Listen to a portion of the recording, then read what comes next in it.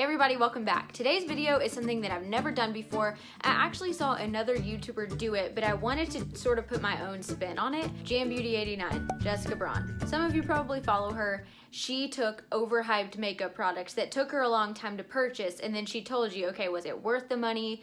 Is this something that you should buy? Well, I wanted to do a similar video, but all of these items for me turned out positive. So these are items that are talked about a lot in the YouTube community and that I maybe have learned about through that or through my past experiences. The first thing is my CLARISONIC. Now this took me ages to buy. I was somebody who had, what was it, the Olay like white one that just spun around in circles. It didn't have like all the technology of this supersonic brushing. And then when the Foreo came out and that became really popular, I bought like an Amazon off-brand version. You're probably sensing a trend. I'm somebody that's not gonna like jump into the most expensive thing ever until I know that the cheaper versions are not as good. 2,000 years later. I ended up getting this and I absolutely love it. These brush heads last 3 months and they come in a variety of different kinds. So right now I have like an acne one because in the summer I wanted to like fight acne and oil buildup, and I know I have like a little something going on right here, but overall my face has been really clear. Now I did not struggle with some of the symptoms that they outline for you when you first begin to use this, which is because it's going in and it's like supersonic shaking all over your face, it can get a lot of the dirt and grime that were like impacted in your pores and begin to extract that. And when that happens, it can oftentimes lead to pimples and stuff because you're sort of rustling up everything that was underneath and re-exposing your skin to all of these different germs or bacteria. I did not really struggle with that. I think my skin was in a pretty good place when I started using this in the winter. I love this thing. It's been almost a year since I've had it and I use this twice a day if I'm not showering, you know, at night or something. I prefer to use a foaming cleanser with it. I found that cleansers that are not foaming, I feel like I don't have enough product and then I end up overusing the product. So foaming cleansers I think work best with this. Even the CLARISONIC cleanser that came with it when I got like the gift set around the holidays, it was a foaming one. So that's how I sort of determined that that was the best. I'm trying to think of any other good tips about the CLARISONIC. It does wash your face like 10 times better than just using your hands alone. So if you're somebody who maybe has never used any sort of tool to wash your face, just try something. Just try something because I promise it washes your face better than just your hands alone. It also helps to get the makeup off and out of your skin, and you see it on the brush head when you're finished washing. So it's very eye-opening when you first use it, and it makes your skin feel like a baby the first time. Now I'm just really used to it, which is because I loved that feeling when I first got it. So highly recommend. This is expensive, but it is worth every penny. It stays charged for a really long time. It is a little bulky to travel with, I'll say, because I like to put mine in a case so that it doesn't turn on in my suitcase.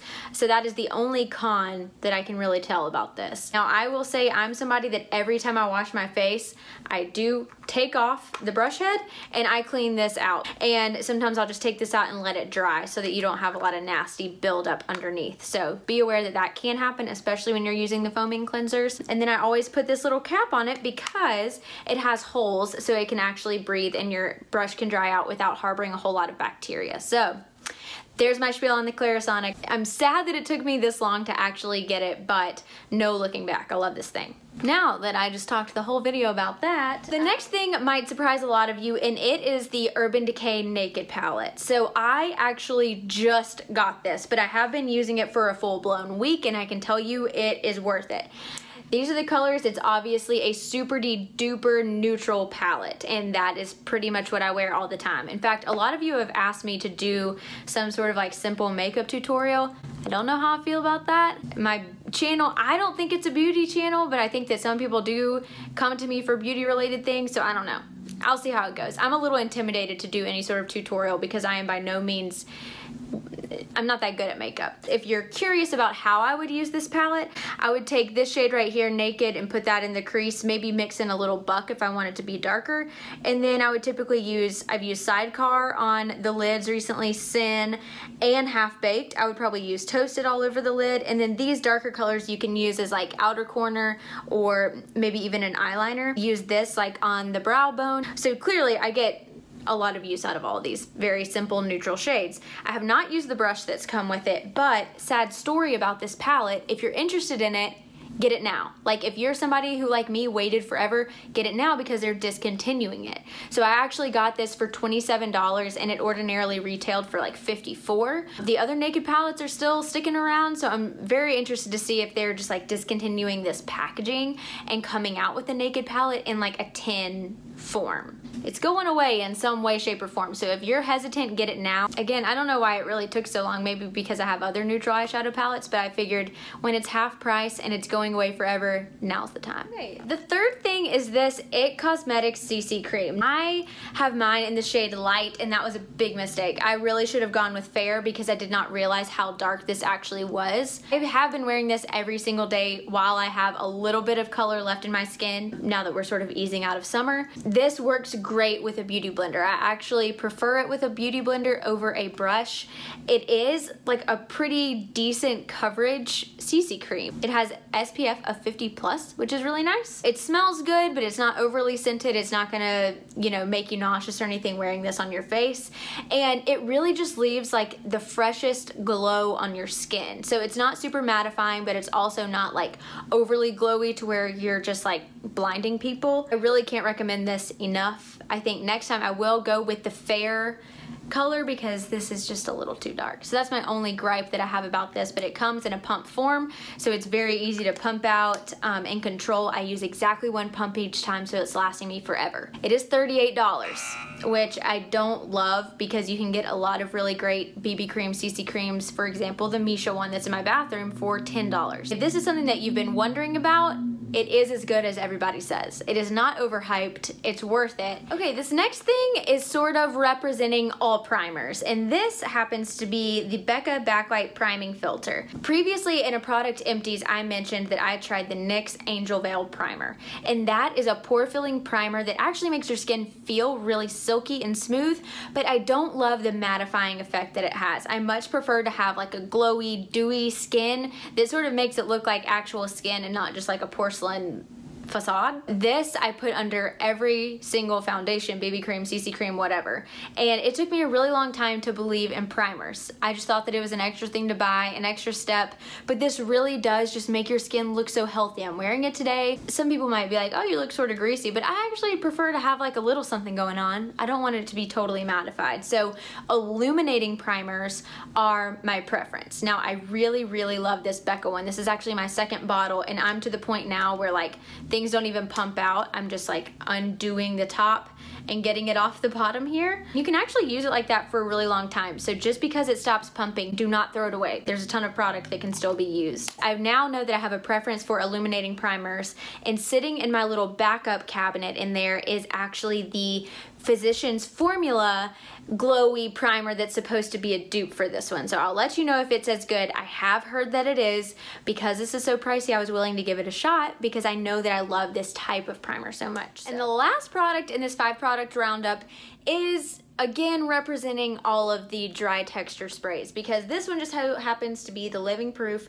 Full Dry Volume Blast, but the usefulness of this product went really unnoticed for me for a really long time, and I'm very sad to say that because dry texture sprays really do add a whole lot to your style. People use them in different ways. I know a lot of people who use these to spray and then style their hair.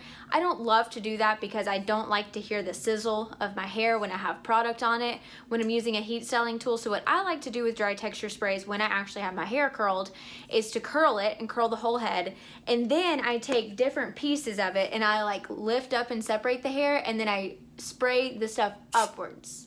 And you can see how that just like puffed up my hair a little bit and like added some volume. I mean, look, that was one spritz. And it adds a bit of grittiness too, so that it can sort of hold on to your style as like an added component to hairspray. Keeps your style in place, but adds a little bit of texture so that throughout the day too, you can sort of fluff it up and then it'll actually stay.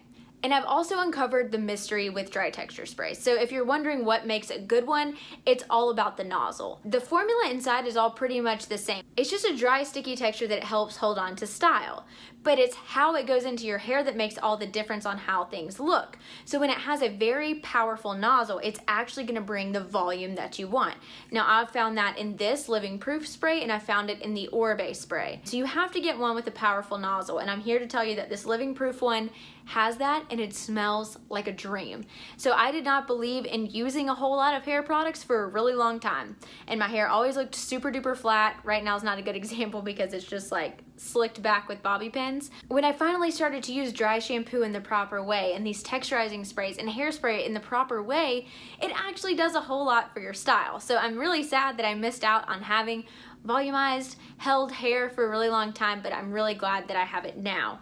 I got this for super cheap. I think it was like $11 in the add-on section when I got my recent FabFitFun, but this does retail normally for like $28. So if you can ever find it cheaper, I recommend getting it cheaper because why not? That wraps up the 5 products that took me forever to buy, but I'm so glad that I finally did.